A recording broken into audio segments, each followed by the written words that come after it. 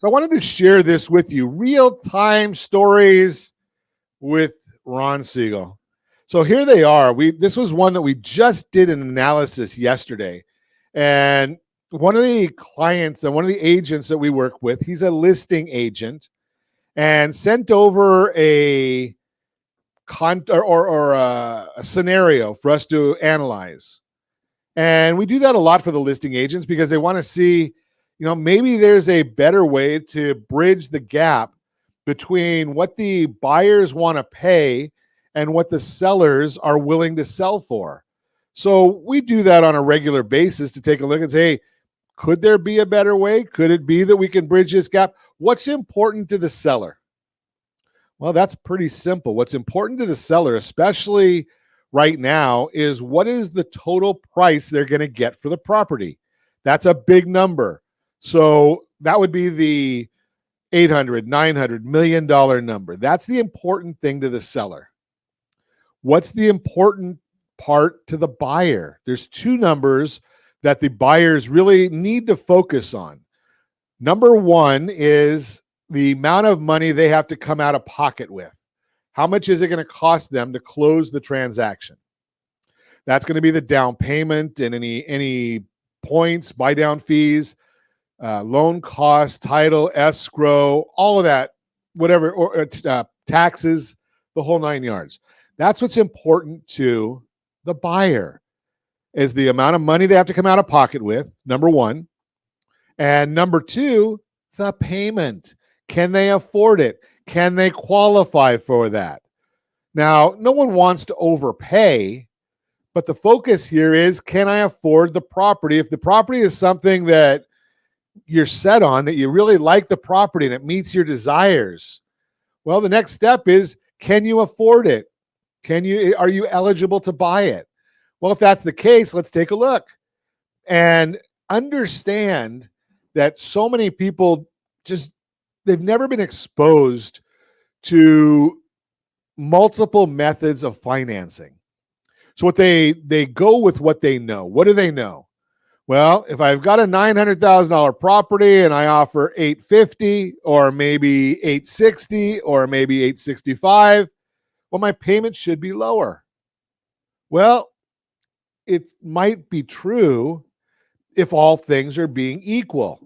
Now, what if you offer a higher price? We've talked about this so many times on Ron Siegel Radio, and I love to give you examples of these things when they're really happening out there, because I deal with it on a daily basis. I don't have a chance to share with you on a daily basis all of these different scenarios. So here's a property listed for $899,000. You get an offer, comes in for $863,000, and they want the seller to help with some interest rate buy down. Well, if they understood the process, they'd probably say, let's not offer a reduced purchase price. Let's look and see what we can do about more money going to the seller or to the buying down the rate, because that's what's gonna help. Not only does it help from a purchasing standpoint, from an affordability standpoint, from a qualification standpoint, eligibility, it also helps long term. And that's the issue that a lot of folks don't recognize. Not only is it better for the buyer short term, it's better for the buyer long term. So in this scenario, I looked at it and said, okay, what if we go back up to the full price, $899, reduce the interest rate by 1.25%, and use some of that money. Now, we went from 863 less 14 is 849. And I'm saying, let's go back to 899. And instead of using $50,000 from the seller, let's only use 43. Will that entice the seller to take action? I don't know. I'm a numbers guy. I'm a radio host. I'm a lender that helped the first family I helped do a loan is in 1983. So got a little bit of experience. I've seen these kind of markets before. Let's go back. So we're looking at $899, and now we're going to use $43,000 to help with the interest rate. Again, hypothetically, bring the interest rate down 1.25, 6 1/8, 6.796 APR.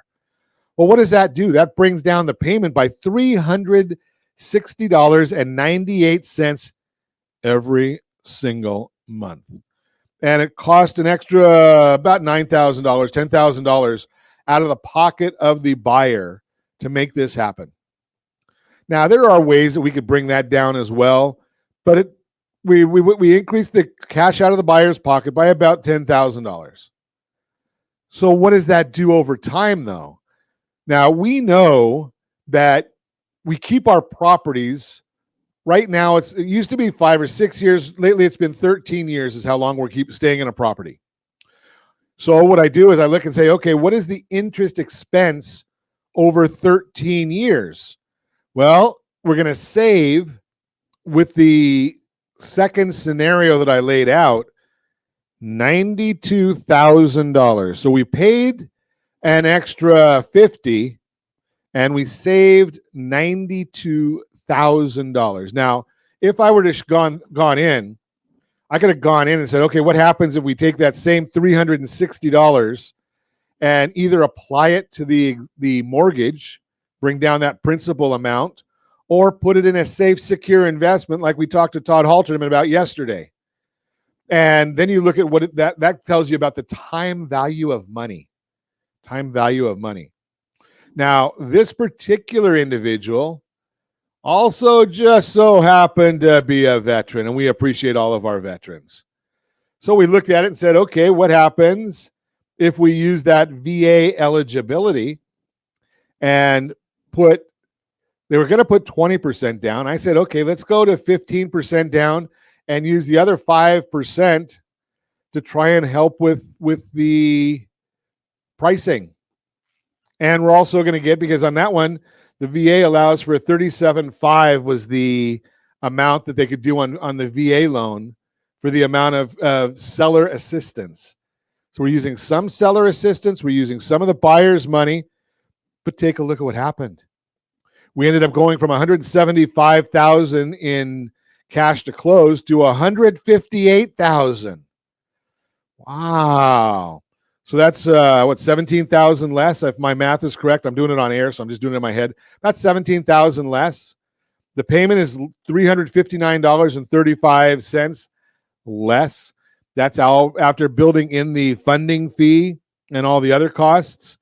And now we're looking at that one. Now that one was going at 5.25%, 30-year fixed.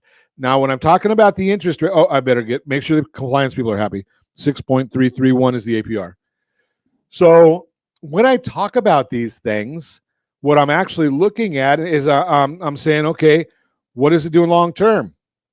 Okay, this one here is $506,000 in interest over that same 13-year period versus the original method was $607, $101,000 better off, less interest paid over that time period.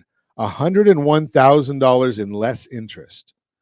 So take a look at these scenarios. Now, I don't have this one. I didn't put this on for anybody.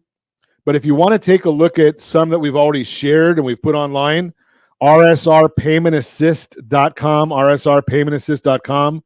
I think we've got RSR Payment Assist, the numeral 1.com, RSR Payment Assist, numeral 1.com. These are all scenarios that are older. So, and don't go by the interest rates, because I'm talking to you hypothetically.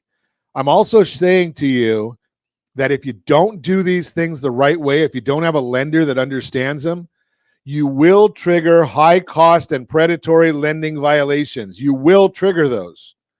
So it's got to be done the right way. Bring our team in early so we can make sure the contracts are written the right way to make sure you don't have a violation, because the violations don't come up until the 11th hour when it's too late. You've already released your loan contingency and your earnest money contingency and all your other contingencies. So you could be out money. We understand how to do these things so we can protect you.